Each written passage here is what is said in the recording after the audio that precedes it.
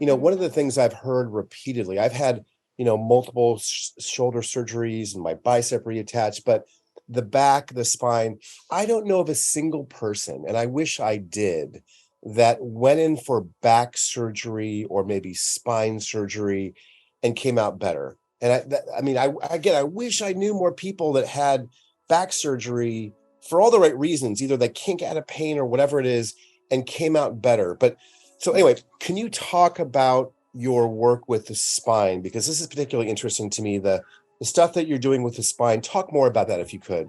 Yes, and I want to just touch on that, what you said with the spine surgery. One, so the numbers on that, and it goes like if it's 5 years and 1 day, it's successful. But the failure rate of spine surgery is 75 to 80%.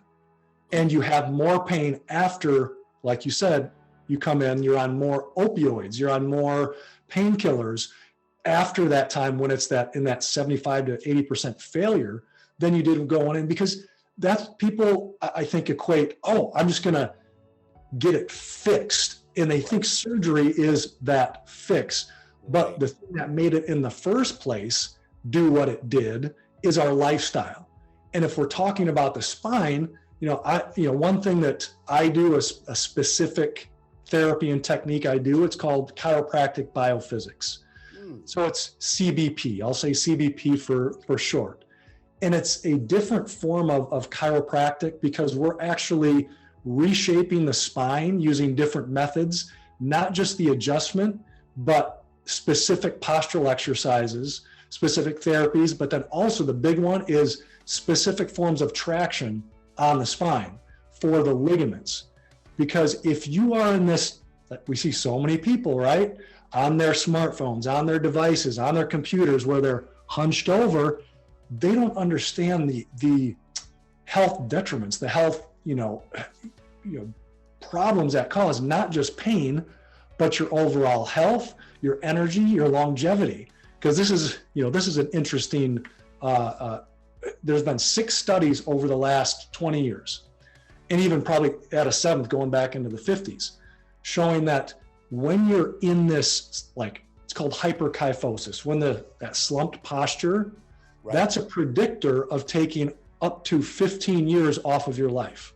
Wow, incredible. Yeah. And that first time you're hearing about that, and that's why I'm so happy to share this. So what we do, so if that is the position that is causing, or it's correlated to and linked to a decrease in lifespan and health span, and I'm not saying everybody who has that, you're going to die 15 years earlier, but your body is compromised, your organs are compromised, which we'll get into and show you that. But if you're like this, that turtle posture, I call it, and you are stuck, the arthritis, the degeneration, which again, the posture leads to that, the breakdown of the discs, of the joints, of the ligaments, of the muscles, makes it work too hard. Well, now we have to hold it there in a certain position based on your spine to reform it and reform those ligaments.